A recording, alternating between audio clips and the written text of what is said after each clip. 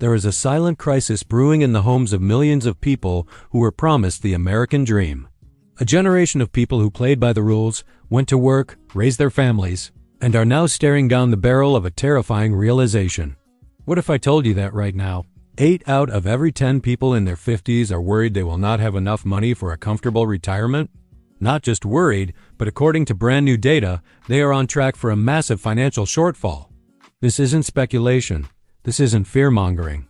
This is the conclusion of a major 2025 retirement survey from one of the world's largest asset managers, Schroders.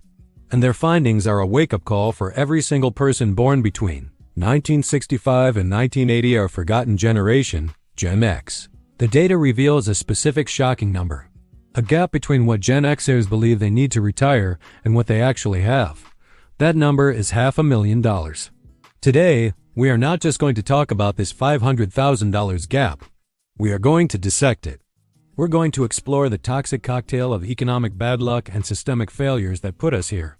And most importantly, we are going to lay out a clear, actionable, no excuses plan to fight back and close that gap starting today. Disclaimer: I am not a financial advisor. This is my personal perspective based on extensive research and experience. First, let's get personal. Does this sound familiar? You've been working for 25, maybe 30 years. You've been dutifully contributing to your 401k just like they told you to. You check your balance, and it's a decent number, maybe a few $100,000. But then you do the math. You look at the cost of healthcare, of housing, of just living, and a cold dread washes over you. It's not enough. It's not even close. You are not alone. So how did we get here? How did the generation that was supposed to be the first to truly benefit from the 401k revolution end up so far behind? It wasn't one single event. It was a perfect storm of economic body blows that hit us at the worst possible times. First, we have to understand that we were the guinea pigs. Gen X was the very first generation for whom the 401k was the primary retirement vehicle. Our parents had pensions, a guaranteed check for life. We were handed a stock market account and a pamphlet. There was no auto-enrollment in the early days. There was no auto-escalation. There was little to no financial education. We were told to set it and forget it, and for many, that's exactly what happened. We forgot it, and the inertia of inaction took over. Then came the punches. Just as we were getting established in our careers, the dot-com bubble burst in 2000, wiping out the early gains for many. We picked ourselves up, started climbing again, bought our first real homes, and then the big one hit. The 2008 global financial crisis. This wasn't just a market crash. It was a career apocalypse for Gen X. It hit us in our 30s and 40s, our prime wealth-building years. Millions lost jobs, saw their home equity vanish, and watched their 401ks get cut in half. It was a lost decade of compounding that we could never get back. And just as we recovered from that, the 2020 pandemic brought another sharp, brutal bear market. We have been a generation defined by economic whiplash.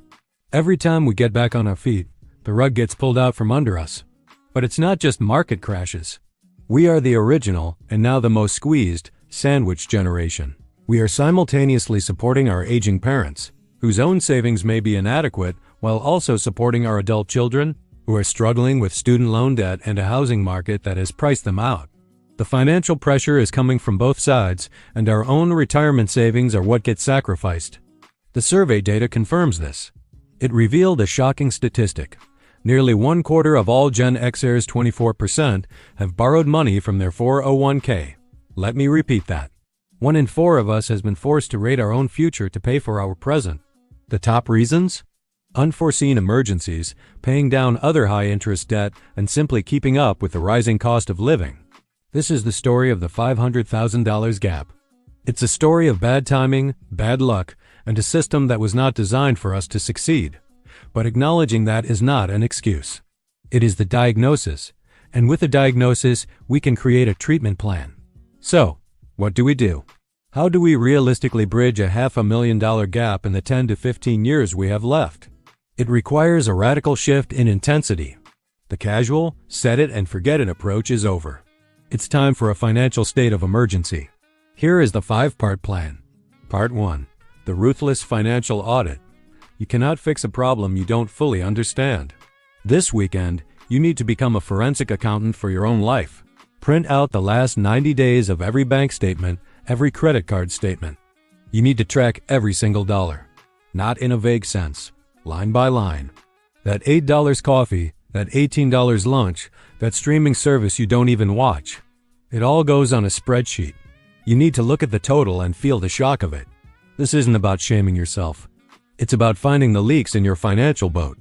I guarantee you will find hundreds, if not thousands, of dollars a month in lifestyle creep that can be immediately redirected. Part 2. The aggressive savings rate. Once you've identified the leaks, you plug them, and that money gets a new job. The old advice of saving 15% of your income is not for you. That's for people who started at 25. For us, the new target has to be uncomfortable. You need to be aiming for a savings rate of 25%, 30%, or even higher if you can. This is the single most powerful lever you have. How? You take every dollar you identified in your audit and you automate its transfer into your savings. You take your next raise and the entire amount goes to savings. You get a bonus, it goes to savings. This means saying no. It means no new car. It means a cheaper vacation. It means consciously choosing your future security over your present comfort. For the next 10 years, you are at war with this savings gap and you need to fight like it. Part 3. Maximize your tools. At our age, the government gives us special weapons. We need to use them. First, the catch-up contribution. If you are over 50, you can contribute an extra $7,500 to your 401k and an extra $1,000 to your IRA. This means in 2026, you can potentially save over $38,000 in tax-advantaged accounts. You must treat these catch-up contributions not as a bonus, but as the new minimum standard. Second, the Health Savings Account, or HSA. If you have a high-deductible health plan, the HSA is the greatest retirement tool in existence. It's triple tax-advantaged. You get a tax deduction on your contributions, the money grows tax-free, and withdrawals for medical expenses are tax-free. You must max it out, you must invest the funds within it, and you must not touch it. Pay for current medical expenses out of pocket. This is your secret weapon to cover the single biggest expense in retirement: healthcare. Part 4. Go on offense with your income. You can only cut so much. To truly close a $500,000 gap, you must increase your income. At 50, you are at your peak of your experience and wisdom. It's time to get paid for it. Update your resume. Polish your LinkedIn profile. Quantify your achievements. Then schedule a meeting with your boss and ask for a significant raise. If the answer is no, it's time to look for a new job.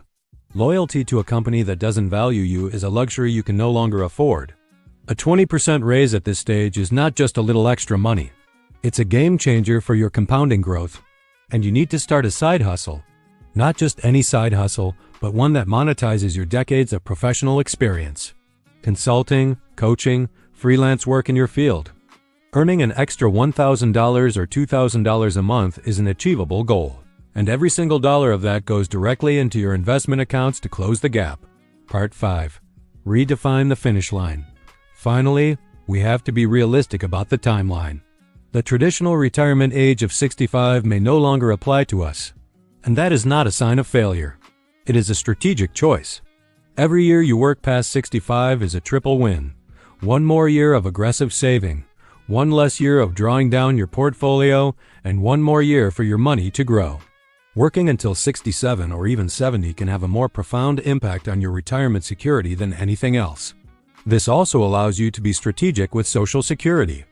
Delaying your claim until age 70 maximizes your guaranteed, inflation-protected monthly benefit for the rest of your life. This becomes the stable floor of your retirement income, allowing your investment portfolio to handle the variable expenses. This is the plan. It's not easy. It's not comfortable. But it is a plan born of reality. The $500,000 gap is not an insurmountable mountain. It is a number. And with a clear, aggressive, and relentless strategy, it is a number that you can conquer. If you are a Gen Xer and this message hit home, you are not alone. Let's use the comments section to talk about it. What's the biggest factor that has held you back?